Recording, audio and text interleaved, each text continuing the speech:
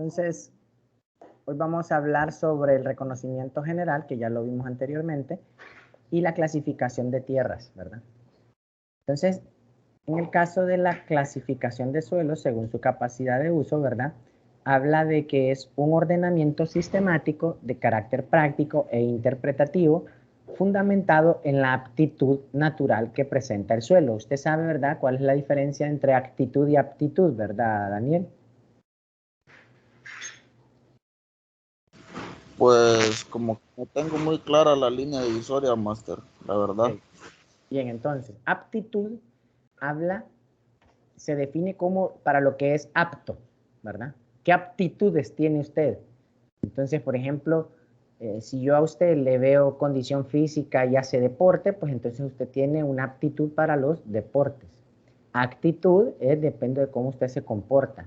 Si le digo, fíjese Daniel, que usted no le fue bien en el examen porque no respondió bien y usted me dice, no, pero yo sí, y comienza a pelear, entonces es su actitud, ¿verdad? Es una actitud. La aptitud habla de las condiciones o características que puede en este caso tener el suelo. ¿Para qué es apto el suelo? En el caso de la aptitud natural es importante porque de tal manera yo puedo definir para qué puedo dedicarme o tener una idea de que los suelos que yo tengo, en el caso de si usted es dueño de un terreno, dice, este suelo, según lo que aprendí o estos documentos que yo tengo y he leído, este suelo tiene una aptitud agrícola, o tiene una aptitud forestal, o tiene una cierta aptitud para implementación de sistemas productivos, tanto agropecuarios o agrícolas. Esto, ¿verdad?, me ayuda para poder darle mantenimiento, dar tratamiento y un uso específico. Este ordenamiento proporciona una información básica que muestra la problemática de los suelos bajo los aspectos de limitaciones de uso, necesidades y prácticas de manejo que requieren, y también suministra elementos de juicio necesarios para la formulación y programación de planes integrales de desarrollo agrícola. En el caso de cómo va el esquema o cómo se va a clasificar cómo se va a clasificar o se le va a nombrar a este tipo de clasificación, pues entonces se agrupa. Lo primero es que tenemos, ¿verdad?, las clases de capacidad de uso. Estas clases de capacidad de uso, vamos a verlas más adelante, pero se diferencian en que tiene 8 clases. 8 clases o 8 niveles para poder clasificar el suelo. Luego tenemos las subclases de capacidad de uso, que están incluidas dentro de las clases. Y las divisiones o grupos de capacidad de uso, que también vienen especificando o detallando un poco más la clase. En el caso de las divisiones, ¿verdad?, o grupos de capacidad son 4. Entonces tenemos las divisiones, las clases y las subclases. Las divisiones habla de tierras apropiadas para cultivos intensivos y otros usos. B, tierras apropiadas para cultivos permanentes, pastos y aprovechamiento forestal. C, tierras marginales para uso agropecuario, aptas para generalmente el aprovechamiento forestal. Y tierras no apropiadas para fines agropecuarios ni aprovechamiento forestal. Entonces, usted, a partir de ciertas características o observaciones que usted pueda determinar dentro del levantamiento o reconocimiento, usted va a tener que poder identificar a dónde, en qué grupo pertenece ese terreno o esa área de estudio. Puede ser una división A o el grupo A, donde tenga tierras apropiadas para cultivos intensivos y otros usos. ¿Cómo yo sabría qué características podría yo tomar en cuenta para poder decir que ciertos terrenos pertenecen al grupo A? Pues así sin mucho análisis tendríamos que ver las características físicas del suelo. Ok. Entonces, como cuáles? ¿Qué características valdría la pena? Por ejemplo, la textura del suelo, Puede ser, ¿verdad? La textura, ¿verdad? Del suelo. Muy bien. y, ¿Qué otro? la textura, la estructura, la topografía. La topografía, ¿verdad? ¿Qué tipo de topografía o qué relieve usted consideraría unos suelos para cultivos intensivos? Pues con pendientes no muy pronunciadas, no mayores a un 15 o un 20%. Bueno, entonces ya usted como ya tiene una idea de cómo es la evaluar la pendiente, con pendientes menores al 15%, yo consideraría que podríamos dedicarnos a un sistema de cultivos intensivos. Muy bien. Entonces, aparte de esas para características físicas, entonces como ingeniero agrónomo va a ir a tomar muestreos, ¿verdad? Muestreos aleatorios, va a tocar muestras de los diferentes niveles. Si existe una pendiente del 15%, pues entonces voy a ir a tomar una muestra de la parte más alta, del 15%, después voy bajando y así para ir viendo cómo está este suelo. Y entonces aquí viene, integro las características químicas, de las cuales, ¿qué consideraría usted apropiadas para decir que son suelos grupo A o de división A? Pues principalmente tendríamos que ver el pH de ese suelo. Podría ser el pH, ¿verdad? El pH está dentro de lo que yo consideraría una característica química que me puede determinar las condiciones para que esté para un cultivo intensivo, ¿verdad? Muy bien. ¿Y qué otra? Eh, mm, ¿Qué evaluación hacen normalmente los análisis químicos el agrónomo? ¿Cómo interpreta el análisis químico? ¿Qué interpreta? ¿De acuerdo a lo que vio en suelo 2? la fertilidad del suelo, Ah, la la cantidad de nutrientes. fertilidad. Y hablar de fertilidad es hablar de ciertos elementos, en su mayoría bases, ¿verdad? O elementos divalentes, calcio, ¿verdad? Fósforo, potasio, magnesio. Entonces, todas esas evaluaciones son importantes porque yo considero que son para poder dedicarme a cultivos o un sistema de cultivos intensivos, a un sistema de producción intensivo. Y pues obviamente a medida que va siguiendo la categoría, o sea, de B, C, D, las características se reducen.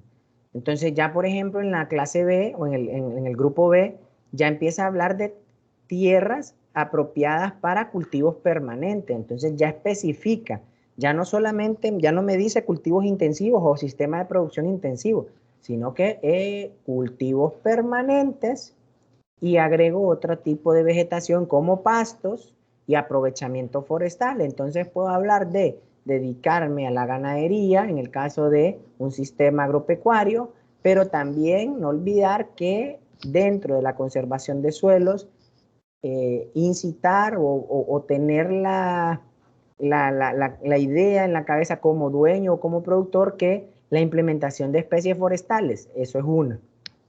Luego pasamos a la C, donde habla de tierras marginales. Tierras marginales, ¿qué entiende cuando habla de tierras marginales? Pues que tienen un limitado uso para fines agropecuarios.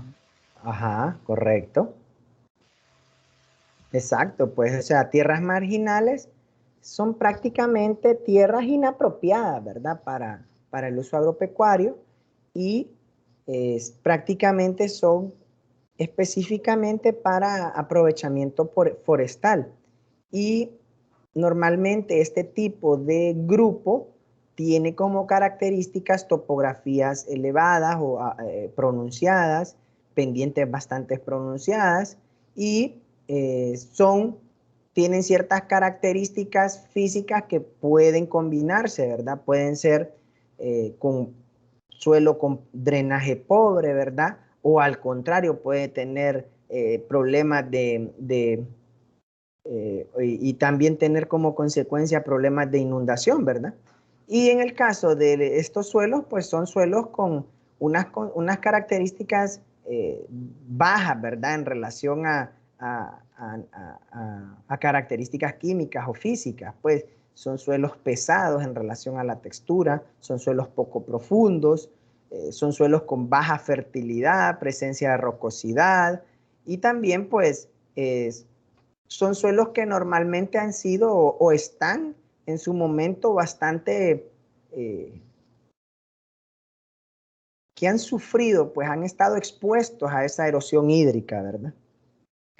Y finalmente, ¿verdad? Que hablábamos de las tierras no apropiadas, ¿verdad? Para fines agropecuarios ni aprovechamiento forestal. En ese caso, pues habla de, son tierras que prácticamente se sitúan en las montañas, ¿verdad? En bosques naturales, en suelos donde tienen pendientes demasiado pronunciadas, limitaciones severas, extremas, ¿verdad? O sea, estamos hablando de ahí en la zona del Pico Bonito de repente, o en la biosfera del río Plátano, o qué sé yo, en algún lugar donde no está accesible para trabajar, ¿verdad? O sea, estamos hablando de zonas que no tienen ninguna condición para dedicarme a un sistema agropecuario. De repente puede ser alguna explotación minera, ¿verdad?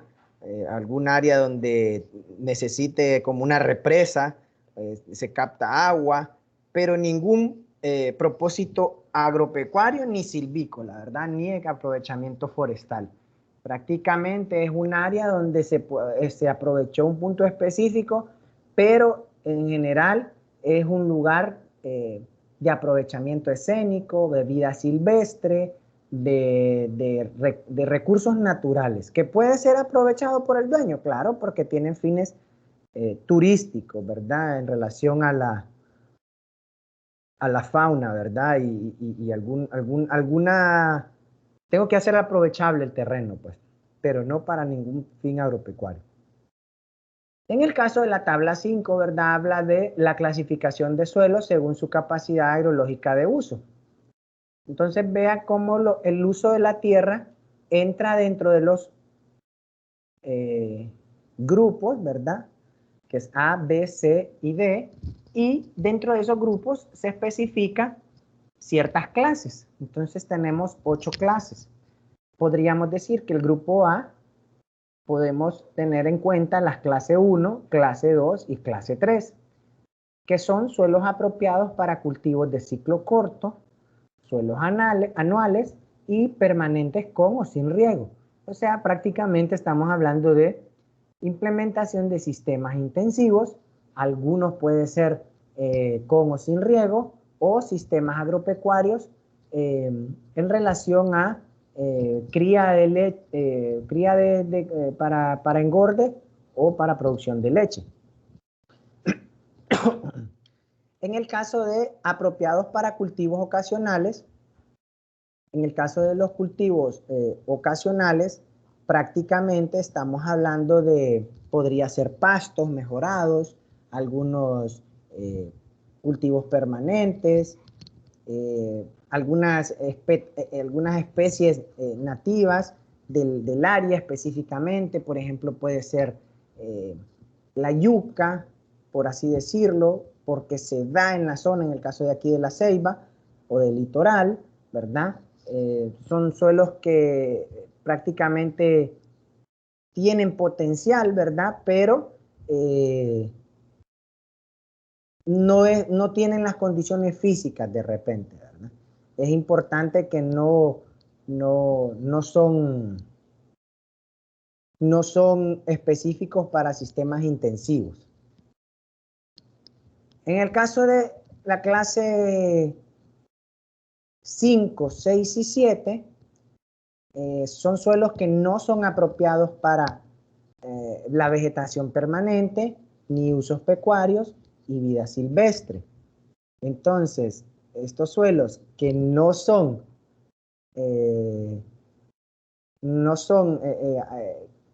apropiados para eso, prácticamente habla de especies o de zonas de reserva natural, ¿verdad? Son zonas que tienen pues ciertas características que no necesariamente sea la pendiente pronunciada, sino que pueden ser suelos planos con problemas de drenaje, ¿verdad? Y problemas bien marcados de inundación. Entonces podemos hablar de suelos inundados, ¿verdad? Entonces algunas, en este caso, en el caso de este tipo de suelo, perdón, de este tipo de cultivo, podríamos hablar de que pues hay ciertas características, por ejemplo, suelos para el arroz, por ejemplo, inundación, porque tiene esa característica de que son suelos que tienen un mal drenaje y que son aprovechables para este tipo de cultivo. Y en el caso de que pueda ser aprovechado para algunas especies de ganado, puede ser caprino, que son más resistentes, ¿verdad? Depende de la raza, pero estamos hablando en otras zonas y de otros climas, ¿verdad? Los suelos, ¿verdad? Clase 8, ¿verdad? Que son prácticamente adecuados para fines forestales, agroforestales, conservación de cuencas hidrográficas, vías silvestres y recreacionales. Entonces, estos prácticamente estamos hablando de que son suelos limitados para la explotación forestal, ¿verdad? Prácticamente son suelos con drenaje pobre, ¿verdad? Son fuertemente ácidos, son suelos generalmente superficiales y una pendiente bastante pronunciada, pero tienen una cantidad de vegetación natural, vegetación nativa, prácticamente se forma un bosque, entonces tienen alguna capacidad para tener algunas especies nativas, pero no para la producción, sino que son más que todo para la reserva natural, ¿verdad? O sea que se deben conservar. Entonces, esta clase agrológica, clase 8, prácticamente son donde llueve bastante, que es una zona del litoral, zona que está en reserva natural, que se mantiene para la producción de oxígeno, prácticamente es un lugar turístico donde puedo ir a apreciar la fauna y la naturaleza. Entonces, en este caso podríamos decir allá en Pico Bonito o Cuero y Salado, por ejemplo.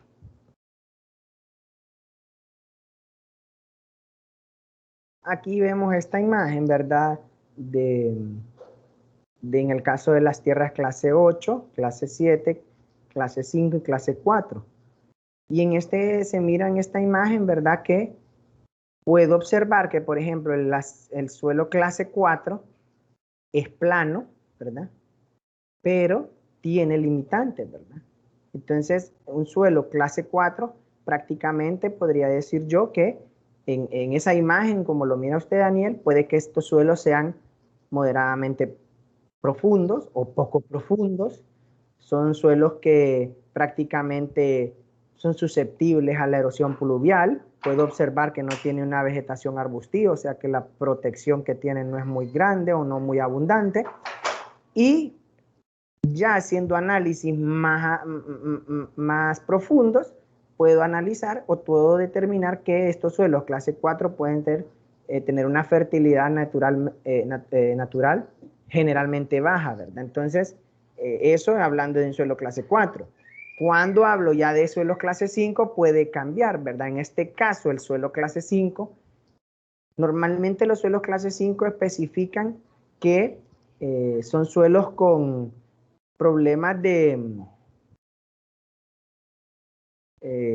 relación a la permeabilidad, ¿verdad? Son suelos que tienen un mal drenaje prácticamente, tienen una capa freática o nivel freático bastante elevado en el sentido de que ahí nomás en el corte o en el análisis del perfil puedo encontrar agua, ¿verdad? Entonces, voy a tener encharcamientos en la mayoría del tiempo y pues en esta observación no podría decir específicamente, pero podría relacionar algunos problemas tanto de fertilidad como de pendiente, porque no solamente hablamos de suelos clase 5, solamente suelos planos, puede existir algunas pendientes pronunciadas. Suelos clase 6, clase 7 y suelos clase 8, pues se especifican y ustedes pueden observar cuáles son las limitantes, ¿verdad? En este caso, ahí podríamos decir que es la pendiente pronunciada.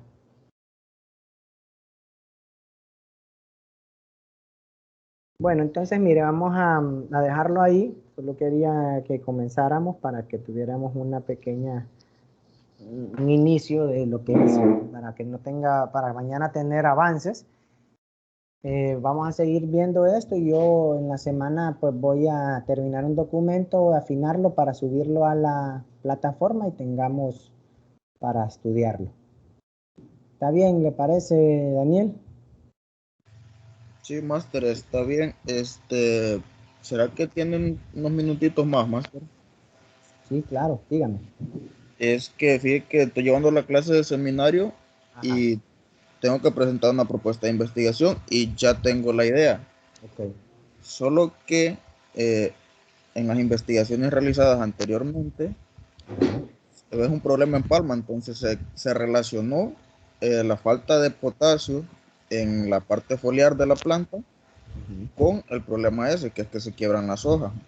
Ajá, Entonces, en la única investigación que hay, ajá, evaluaron diferentes fuentes de potasio, ok. pero no tuvieron resultados con respecto a solucionar el problema o a mitigar el problema.